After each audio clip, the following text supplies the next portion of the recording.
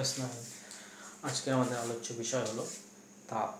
আর তাপ চ্যাপ্টারের যে টপিকগুলি আজকে আলোচনা করব সেই টপিকগুলি হলো তাপ কি, নাম্বার 1, নাম্বার 2 তাপের একক দেখব আমরা, নাম্বার 3 তাপের বহিঃপ্রকাশ, নাম্বার 4 বোধগম্য তাপের রাশিমালা এবং শেষে ক্যালোরিমিতি।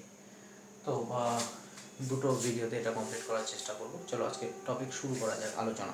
সবার প্রথম যে টপিকটা আলোচনা করবো সেটা হলো তাপ কি। দেখো লেখা আছে তাপ হলো এক প্রকার শক্তি। এবার তাপ যদি এক প্রকার শক্তি হয় তাহলে শক্তির যে বিভিন্ন রূপ আছে এই রূপগুলি থেকে তাপে রূপান্তর করা সম্ভব হবে এবং বিপরীত ক্রমে তাপ থেকেও বিভিন্ন প্রকার শক্তি পাওয়া যাবে। চলো দুটো উদাহরণ এখানে দেওয়া আছে। যেমন দেখো, যান্ত্রিক শক্তি থেকে তাপ শক্তি পাওয়া যায় কিভাবে, কোনো উদাহরণ আছে তোমাদের সামনে? যেমন মনে করো, দুটো হাতের তালু যদি এইভাবে ঘষো, বেশ কিছুক্ষণ ঘষলে দেখবে হাতের তালুটা গরম হয়ে গেছে। অর্থাৎ আমার হাতের এই যে গতিশক্তি, এই গতিশক্তি থেকে কিন্তু আমরা তাপ পেয়ে গেলাম। তার মানে গতিশক্তি তাপ শক্তিতে রূপান্তরিত হচ্ছে। আমরা জানি গতিশক্তি হলো যান্ত্রিক শক্তির একটি রূপ, তাহলে যান্ত্রিক শক্তি তাপ শক্তিতে রূপান্তর সম্ভব, এটা দেখা গেল। আবার একইভাবে বাড়ির বিভিন্ন ইলেকট্রিক যন্ত্র, যেমন বাল্ব হোক, টিভি, ফ্যান, এসব যদি বেশিক্ষণ চলে দেখবে এগুলো গরম হয়ে গেছে। তার মানে এখানে বিদ্যুৎ শক্তি খরচ হচ্ছে, বিদ্যুৎ শক্তির বিনিময়ে বা তড়িৎ শক্তির বিনিময়ে কিন্তু তাপ শক্তি পাওয়া যাচ্ছে। তাহলে দেখলাম যান্ত্রিক শক্তি থেকে তাপ শক্তিতে রূপান্তর করা যায়, তড়িৎ শক্তি থেকে তাপ শক্তিতে রূপান্তর করা যায়, রাসায়নিক শক্তি থেকে তাপ শক্তি। কোনো কিছুকে যদি পোড়ানো হয় তাহলে সেই বস্তুর মধ্যে যে রাসায়নিক শক্তি থাকে সেই শক্তি থেকে তাপ পাওয়া যায়। তাহলে রাসায়নিক শক্তি থেকেও তাপ শক্তি পাওয়া সম্ভব। আবার বিপরীতে দেখো, তাপ থেকে আলোক শক্তি পাওয়া যায়। একটা লোহার টুকরাকে যদি আমরা গরম করি, অনেক যদি গরম করা হয় তাহলে লোহার টুকরাটা কিন্তু ভাস্বর হয়ে ওঠে, উজ্জ্বল লাল হয় এবং শেষে সাদা হয়, সেটার থেকে আলো বের হয়। তার মানে তাপ শক্তি থেকে আলো পাওয়া যায়। আবার দেখো, যান্ত্রিক শক্তিও পাওয়া যায় তাপ শক্তি থেকে। স্টিম ইঞ্জিনে, রেলের স্টিম ইঞ্জিনে তাপ দিয়ে, তাপের ফলে রেলগাড়ি গতিশীল হয়, যান্ত্রিক শক্তি পাওয়া যায় তাপ থেকে। এবং তাপবিদ্যুৎ কেন্দ্রে তাপ থেকে তড়িৎ শক্তিও পাওয়া যায়। তাহলে আমরা যেটা দেখলাম যে বিভিন্ন প্রকার শক্তি থেকে তাপ পাওয়া যায়, আবার তাপ থেকে বিভিন্ন প্রকার শক্তিতে রূপান্তরিত করা যায়। যেহেতু এটা সম্ভব তাহলে তাপও এক প্রকার শক্তি। এটা ছিল আমাদের টপিক 1। সেকেন্ড, নেক্সট টপিক যেটা আসবো সেটা হলো তাপের একক। তোমরা এখানে একটা কাজ করবে, বিভিন্ন প্রকার শক্তি থেকে তাপের রূপান্তরের কয়েকটা উদাহরণ লিখে রাখবে, আবার তাপ থেকে বিভিন্ন প্রকার শক্তিতে রূপান্তরের উদাহরণও লিখে রাখবে। নাম্বার 2, তাপের একক। সবার প্রথম আমরা যেটা সিজিএস একক। তাপের সিজিএস একক হলো ক্যালোরি, CAL, ক্যাল। আর এসআই একক, তাপের এসআই একক হলো জুল, জে। এবার ক্যালোরি কাকে বলবো, মনে রাখবে ক্যালোরির একটা সংজ্ঞা আছে। 1 গ্রাম বিশুদ্ধ জলের উষ্ণতা 1 ডিগ্রি সেলসিয়াস বৃদ্ধি করতে যে পরিমাণ তাপ লাগে তাকেই বলা হয় 1 ক্যালোরি। আর একবার বলছি, 1 গ্রাম বিশুদ্ধ জলের উষ্ণতা 1 ডিগ্রি সেলসিয়াস বৃদ্ধি করতে যে পরিমাণ তাপ লাগে তাকেই বলা হয় 1 ক্যালোরি। সিজিএস পদ্ধতিতে তাপের একক জুল। এবার ক্যালোরি আর জুলের মধ্যে সম্পর্ক, সাধারণত যেটা হয় যে সিজিএস একক ছোট, এসআই একক বড় হয়, কিন্তু এক্ষেত্রে কিন্তু কেসটা সেটা না, এক্ষেত্রে কেস সম্পূর্ণ বিপরীত। এখানে 1 ক্যালোরি 4.2 জুলের সমান, অর্থাৎ সিজিএস এককটা বড়, এসআই এককটা ছোট। তো এটা হলো তাপের একক, তাদের সম্পর্ক হয়ে গেছে। এবার তাপের বহিঃপ্রকাশ, 3 নম্বর টপিক। চলো তাপের বহিঃপ্রকাশ দেখি। বহিঃপ্রকাশ মানে আমরা কিভাবে বুঝবো যে তাপ আছে কোনো বস্তুতে, তাপ দেওয়া হয়েছে বা বের করে নেওয়া হয়েছে। মনে করো কোনো বস্তু আছে, একটা বস্তু, এই বস্তুর মধ্যে তাপ দেওয়া হলো। যদি তাপ দেওয়া হয় তাহলে বস্তুর বেশ কয়েক রকমের পরিবর্তন কিন্তু হয়। নাম্বার 1, বস্তুর উষ্ণতার পরিবর্তন হয়, উষ্ণতার পরিবর্তন। আর কি পরিবর্তন হয়? বস্তুর অবস্থার পরিবর্তন হয়।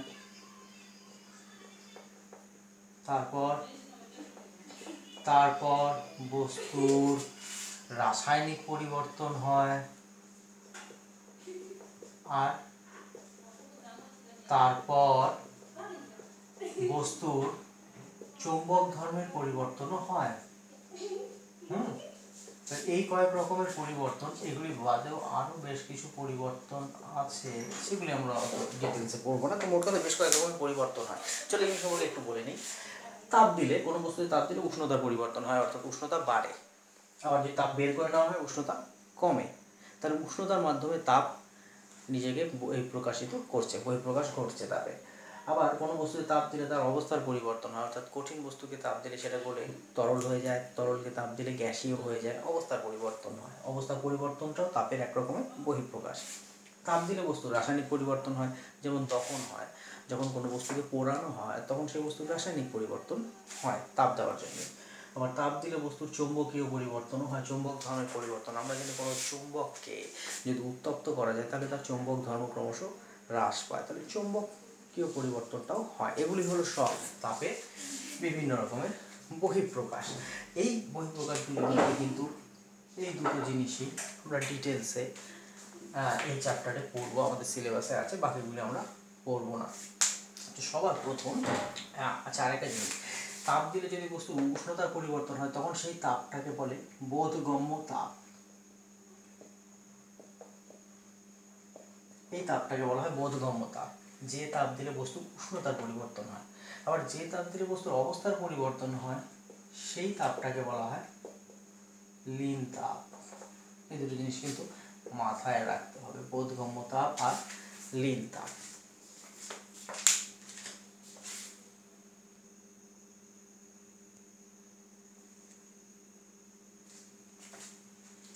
তাহলে 4 নম্বর টপিক, বোধগম্য তাপের রাশিমালা। এবার কোনো বস্তু দ্বারা গৃহীত বা বর্জিত বোধগম্য তাপ, আমরা জানি বোধগম্য তাপ হলো সেই তাপ যে তাপ গ্রহণ করলে বস্তুর উষ্ণতা বাড়বে এবং বর্জন করলে বস্তুর উষ্ণতা হ্রাস পাবে। তো কোনো বস্তু কতটা বোধগম্য তাপ গ্রহণ করলো বা বর্জন করলো সেই তাপের পরিমাণ, সেই বোধগম্য তাপের পরিমাণ নির্ভর করে 3টি বিষয়ের উপর। নাম্বার 1 বস্তুর ভর। যেমন দুটো বস্তু নিলাম, দুটো লোহার তৈরি বল নেওয়া হলো, একটা বলের ভর হলো 50 গ্রাম, আরেকটা বলের ভর হলো 100 গ্রাম। এবার দুটোকে যদি সমপরিমাণ উষ্ণ করতে হয় তাহলে কাকে বেশি তাপ দিতে হবে, যার ভর কম না যার ভর বেশি? অবশ্যই যে বলটার ভর বেশি অর্থাৎ 100 গ্রাম তাকে বেশি তাপ দিতে হবে, কারণ তার ভরটা বেশি। আর যার ভর ছোট, ভর কম, 50 গ্রামের বলটা, তাকে কম তাপ দিলেই চলবে। তাহলে ভরের উপর নির্ভর করছে। নাম্বার 2 বস্তু উষ্ণতার পরিবর্তন। এবার মনে করো দুটো বস্তু নেওয়া হলো, দুটো সমান ভরের বস্তু নেওয়া হলো, ভর সমান। এবার একজনের উষ্ণতা 100 ডিগ্রি সেলসিয়াস বাড়ানো হবে আর একজনের 30 ডিগ্রি উষ্ণতা বাড়ানো হবে।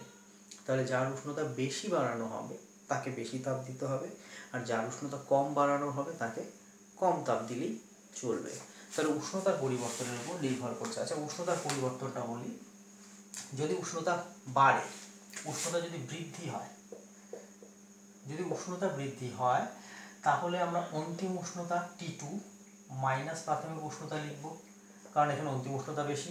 আর যদি উষ্ণতা হ্রাসপ্রাপ্ত হয় তাহলে প্রাথমিক উষ্ণতা মাইনাস অন্তিম উষ্ণতা, এভাবে লিখব উষ্ণতার পরিবর্তনটাকে। এটা মাথায় রাখতে হবে, যেটা বেশি T1 আর T2 এর মধ্যে সেটা আগে লিখব। আর এখানে T2টা হলো অন্তিম উষ্ণতা, T1টা হলো প্রাথমিক উষ্ণতা। লাস্ট যে বিষয়ের উপর নির্ভর করে সেটা হলো বস্তুর উপাদানের আপেক্ষিক তাপ। এস মানে হলো স্পেসিফিক হিট, মানে আপেক্ষিক তাপ। আপেক্ষিক তাপটা কি? দেখো, এটা উপাদানের উপর নির্ভর করছে, বস্তুর উপাদান। এবার সব বস্তুর যে উপাদান তার আপেক্ষিক তাপ সমান না। আপেক্ষিক তাপ জিনিসটা কি? আপেক্ষিক তাপ হলো যে কোনো বস্তুর একক ভরের উষ্ণতা। একক ভর মানে সেটা 1 কিলোগ্রাম হতে পারে বা 1 গ্রাম হতে পারে, মোট কথা ভরটা 1 হতে হবে। একক, যে কোনো একক, সিজিএস বা এসআই একক। এবার একক ভরের কোনো পদার্থ নাও, তার উষ্ণতা 1 ডিগ্রি বাড়াতে হলে যে পরিমাণ তাপ দরকার সেই তাপটাই হলো ওই বস্তুটার আপেক্ষিক তাপ। যেমন যদি বলে লোহার আপেক্ষিক তাপ কীভাবে বের করবে, লোহার আপেক্ষিক তাপ বের করতে দিলে আমি 1 গ্রামের একটা লোহার টুকরা নেব, এবার সেটার উষ্ণতা 1 ডিগ্রি সেলসিয়াস বাড়াবো। এই 1 ডিগ্রি সেলসিয়াস বাড়াতে যে পরিমাণ তাপ দিতে হবে সেই তাপটাই হলো লোহার আপেক্ষিক তাপ। একটা প্রশ্ন প্রায় আসে যে তামার আপেক্ষিক তাপ 0.09 ক্যালোরি পার গ্রাম পার ডিগ্রি সি বলতে কি বোঝো? আচ্ছা চলো, এই প্রশ্নটার উত্তর আমি একটু পরে আলোচনা করি। আপেক্ষিক তাপের একক আলোচনা করা হলে, তো আপেক্ষিক তাপের সংজ্ঞাটা কিন্তু হয়ে গেল। একক ভরের কোনো পদার্থের উষ্ণতা 1 ডিগ্রি সি বাড়াতে যে পরিমাণ তাপ দরকার তাকে, সেই পরিমাণ তাপকে ওই পদার্থের আপেক্ষিক তাপ বলা হয়। যে পদার্থের আপেক্ষিক তাপ বেশি তাকে গরম করতে বেশি তাপ দিতে হবে, আর যার আপেক্ষিক তাপ কম তাকে গরম করতে কম তাপ দিতে হবে। তো বোধগম্য তাপ, এটাকে যদি আমরা এইচ দ্বারা প্রকাশ করি, এইচ মানে হিট, তাহলে বোধগম্য তাপের রাশিমালাটা হচ্ছে এইচ ইকুয়ালস টু কোন কোন বিষয়ের উপর নির্ভর করছে? এম নির্ভর করছে এস এর উপর, নির্ভর করছে এটার উপর। তাহলে এটাই হলো বোধগম্য তাপের রাশিমালা, H equals to M into S into T one minus T two. আচ্ছা, এখান থেকে এস ইকুয়ালস টু কত হচ্ছে দেখো তো, H by M into T one minus T two. এখান থেকে যেটা করা যায় সেটা হলো এস এর একক, আপেক্ষিক তাপের একক। দেখো আপেক্ষিক তাপের যদি সিজিএস একক দেখি আমরা, সিজিএস একক দেখো, এস মানে কি ওপরে হিট, এবার তাপের একক কি ক্যালোরি, নিচে আছে ভর গ্রাম, উষ্ণতার পরিবর্তন ডিগ্রি সি। তার মানে সিজিএস একক হলো ক্যালোরি পার গ্রাম পার ডিগ্রি সি। এসআই একক কি হবে? পরিষ্কার, ক্যালোরির জায়গায় হবে জুল, পার গ্রামের জায়গায় হবে পার কেজি, আর ডিগ্রি সির জায়গায় হবে কেলভিন, আর কিছুই না। এটা হলো আপেক্ষিক তাপের একক। এবার যদি যে প্রশ্নটা আমি বলছিলাম যে তামার আপেক্ষিক তাপ 0.09 ক্যালোরি পার গ্রাম পার ডিগ্রি সি, এই কথাটির অর্থ কি? এই কথাটির অর্থ হলো 1 গ্রাম ভরের একটি তামার টুকরোর উষ্ণতা 1 ডিগ্রি সি বৃদ্ধি করতে 0.09 ক্যালোরি তাপ প্রয়োজন। আরেকবার বলছি, 1 গ্রাম ভরের তামার টুকরার উষ্ণতা 1 ডিগ্রি সি বৃদ্ধি করতে 0.09 ক্যালোরি তাপ প্রয়োজন। এই প্রশ্নটা আসে প্রায় এই টাইপের। আচ্ছা, এবার দুটো জিনিস আমাদের মনে রাখতে হবে। জলের সিজিএস পদ্ধতিতে আপেক্ষিক তাপ হলো 1 ক্যালোরি পার গ্রাম পার ডিগ্রি সি, অর্থাৎ 1 গ্রাম জলের উষ্ণতা 1 ডিগ্রি সি বাড়াতে 1 ক্যালোরি তাপ দরকার। এসআই একক, এসআই এককের মানটা হলো 4200 joule per KG per kelvin. তাহলে সিজিএস এ আপেক্ষিক তাপ থেকে এসআই তে আপেক্ষিক তাপ কনভার্ট করতে হলে, এসআই তে এস এ কনভার্ট করতে হলে সিজিএস এর যে আপেক্ষিক তাপ থাকবে সেটাকে গুণ করতে হবে 4200 দিয়ে। গুণ করলেই আমরা পেয়ে যাব এসআই পদ্ধতিতে আপেক্ষিক তাপ। ঠিক আছে, তো জলের এই দুটো আপেক্ষিক তাপের মান কিন্তু মুখস্থ করতে হবে।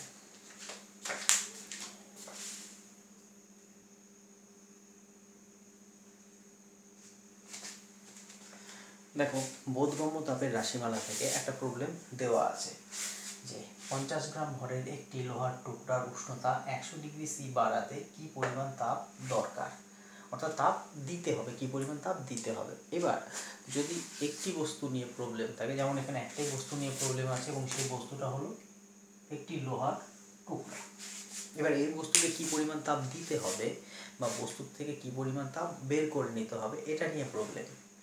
তো তাপ, যেহেতু এটা বোধগম্য তাপের প্রবলেম, যেহেতু একটা বস্তু নিয়ে প্রবলেম, মনে রাখবে একটি বস্তু দিয়ে যদি প্রবলেম হয় তাহলে এটা বোধগম্য তাপের সমস্যা। এবার বোধগম্য তাপের রাশিমালা কি? H equals to M S into উষ্ণতার পরিবর্তন, হ্যাঁ টি1 মাইনাস টি2 বা টি2 মাইনাস টি1 আছে। এখানে বলো তো এটা টি1 মাইনাস টি2 হবে না টি2 মাইনাস টি1 হবে? তাপ দেওয়া হলো না বের করে নেওয়া হলো? তাপ দেওয়ার কথা হচ্ছে, উষ্ণতা বৃদ্ধি, উষ্ণতা বৃদ্ধি যেহেতু, তাহলে অন্তিম উষ্ণতা বেশি, তাহলে এটা টি2টা আগে টি1টা পরে। এবার এখানে কি কি দেওয়া আছে দেখো, এখানে এম হলো 50 গ্রাম, উষ্ণতা বৃদ্ধি দেওয়া আছে T2 - T1, একবারে উষ্ণতা বৃদ্ধিটাই দেওয়া আছে 100 ডিগ্রি সি। ও হ্যাঁ, একটা জিনিস কিন্তু প্রবলেম হতে মানে সেটা হলো লোহার আপেক্ষিক তাপ কত। লোহার আপেক্ষিক তাপ 0.12 সিজিএস পদ্ধতিতে, তাহলে এস হলো 0.12। এগুলি যদি বসাই তাহলে আমরা এইচটা পেয়ে যাব 50, 0.12, 100, 6000 ক্যালোরি। ক্যালোরি কেন হলো? কারণ এটা সিজিএস পদ্ধতিতে প্রবলেম, তাহলে তাপের এককটাও সিজিএস হবে ক্যালোরি। এই ছিল বোধগম্য তাপের উপর একটা প্রবলেম। এবার আমাদের আলোচনা হবে হলো ক্যালোরিমিতি নিয়ে। লাস্ট টপিক আমার নাম্বার 5 টপিক। তো এই বিষয়টা কি, দেখো দুটি বস্তুকে যদি পরস্পরের সংস্পর্শে আনা হয় তাহলে যে বস্তুটার উষ্ণতা বেশি সেখান থেকে যে বস্তুর উষ্ণতা কম সেখানে অনবরত তাপ ট্রান্সফার হতে থাকবে। তাপ ট্রান্সফার হতে থাকবে উষ্ণ বস্তু থেকে শীতল বস্তুতে। কতক্ষণ পর্যন্ত ট্রান্সফার হবে? এই ট্রান্সফারের ফলে কিন্তু শীতল বস্তুর উষ্ণতা বাড়বে আর উষ্ণ বস্তুর উষ্ণতা অনবরত কমতে থাকবে। এই শীতল বস্তুর উষ্ণতা অনবরত বাড়তে থাকবে, উষ্ণ বস্তুর উষ্ণতা অনবরত কমতে থাকবে। এরকম হতে হতে হতে হতে একটা সময় এদের উষ্ণতা একদম সমান হয়ে যাবে। তখন কিন্তু আর তাপের আদান প্রদান ঘটবে না। অর্থাৎ দুটো বস্তুকে পরস্পরের সংস্পর্শে আনলে যদি তাদের উষ্ণতা আলাদা হয় তাহলে উচ্চ উষ্ণতার বস্তু থেকে কম উষ্ণতার বস্তুতে অনবরত তাপ প্রবেশ করতে থাকবে এবং যতক্ষণ না তাদের উষ্ণতা সমান হয় ততক্ষণ পর্যন্ত তাপের আদান প্রদান হতে থাকবে। এই আদান প্রদানে একটা জিনিস কিন্তু মানে খুব গুরুত্বপূর্ণ, যে উষ্ণ বস্তু কি করবে? তাপ বর্জন করবে। তো মেইন যে ফর্মুলাটা এখানে, উষ্ণ বস্তু যে পরিমাণ তাপ বর্জন করবে শীতল বস্তু সেই পরিমাণ তাপ গ্রহণ করবে। দেখো, উষ্ণ বস্তু দ্বারা বর্জিত তাপ ইকুয়ালস টু শীতল বস্তু দ্বারা গৃহীত তাপ। এটাকে বলা হয় ক্যালোরিমিতির মূলনীতি। আচ্ছা, ক্যালোরিমিতি কথাটার অর্থ বলছি। ক্যালোরিমিতি হলো তাপের বিষয়ের সেই বিষয় উপবিষয় যেখানে আমরা দুই বা তার চেয়ে বেশি সংখ্যক বস্তুর মধ্যে তাপের আদান প্রদানের হিসাবটা করব। যেহেতু তাপের হিসাব করা হচ্ছে অর্থাৎ ক্যালোরি, তাপের একক তো ক্যালোরি, তাই এটাকে ক্যালোরিমিতি বলা হয়। ঠিক আছে, তো ক্যালোরিমিতির মূলনীতিটা কি? উষ্ণ বস্তু দ্বারা বর্জিত তাপ ইকুয়ালস টু শীতল বস্তু দ্বারা গৃহীত তাপ।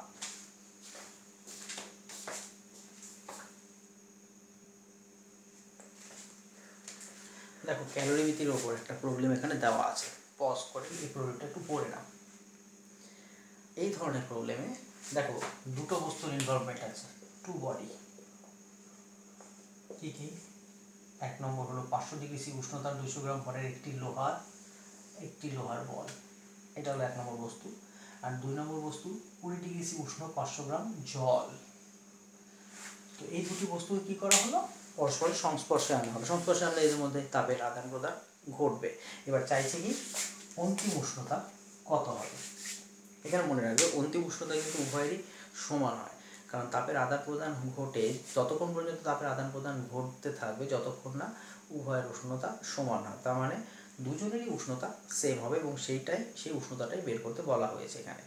এই ধরনের প্রবলেম যেখানে দুটো বস্তুর কথা উল্লেখ আছে সেখানে এই প্রবলেমটা করতে গেলে একটা চার্ট যদি বানিয়ে নিতে পারো সবচেয়ে ভালো হয় এই প্রবলেমটা সলভ করতে। চার্টে কী কী থাকবে? বস্তু, কী কী বস্তু আছে সেটা, তারপর ভর, প্রাথমিক উষ্ণতা, অন্তিম উষ্ণতা, তাপ গ্রহণ না বর্জন। আমি এখানে কী কী বস্তু আছে, নাম্বার 1 আছে হলো লোহার বল, তো লিখে নিচ্ছি লোহার বল। নাম্বার 2 কী বস্তু আছে? জল। এবার ভর, লোহার বলটার ভর কত? লোহার বলের ভর হলো 200 গ্রাম। আর জলের ভর কত? 500 গ্রাম। চলো লিখছি। ও হ্যাঁ, লোহার এসটা কিন্তু দেওয়া থাকবে প্রবলেমে 0.12 সিজিএস পদ্ধতিতে। ওকে, তো প্রাথমিক উষ্ণতা কত লোহার বলটার? 500 ডিগ্রি সি। জলের প্রাথমিক উষ্ণতা 20 ডিগ্রি সি। অন্তিম উষ্ণতা কারোরই আমরা জানি না, এটাকে আমরা টি ধরে নিচ্ছি উভয়ের। এবার যেহেতু এর উষ্ণতা বেশি, এর উষ্ণতা কম, তার মানে এ কী করবে? তাপ বর্জন করবে। আর জলের উষ্ণতা কম, তারপরে জল তাপ গ্রহণ করবে। এবার আমরা প্রবলেমটা সলভ করার জন্য রেডি। যেহেতু দুটো বস্তুর মধ্যে তাপের আদান প্রদান, তাহলে ক্যালোরিমিতির মূলনীতি খাটবে। তো আমি লিখব যে ক্যালোরিমিতির মূলনীতি অনুযায়ী লাইনটা কি হবে? কার দ্বারা বর্জিত তাপ? লোহার বল। লিখব লোহার বল দ্বারা বর্জিত তাপ ইকুয়ালস টু জল দ্বারা গৃহীত তাপ। ব্যাস। এবার এখানে ফর্মুলা বসবে হলো এম এস। যেহেতু বর্জিত তাপ, তাহলে T1 - T2, আর এখানে কত হবে? এম এস T2 - T1, যেহেতু গৃহীত তাপ। এবার প্রবলেমে এম, লোহার বলের এম কত? 200। লোহার এস কত? 0.12। লোহার T1 কত? 500 মাইনাস T2 কত? টি। এবার জলের এম কত? এম হলো 500। সিজিএস পদ্ধতিতে প্রবলেমটা হচ্ছে, জলের এস হবে 1, T2 - T1, T2 হলো টি মাইনাস T1 হলো 20। এটা সলভ করলে পরে ইজিলি আমরা টিটা পেয়ে যাব। এইভাবে এই ধরনের প্রবলেম সলভ করতে হবে। তো এই ছিল আজকের ফার্স্ট টপিকের ওপর আলোচনা আমাদের। আমরা এরপর আর একটা ভিডিও করলে এই চ্যাপ্টারটা কমপ্লিট হয়ে যাবে। এই টাইপের আরও অনেক প্রবলেম আছে বই থেকে, সেটা তোমরা করার চেষ্টা করো।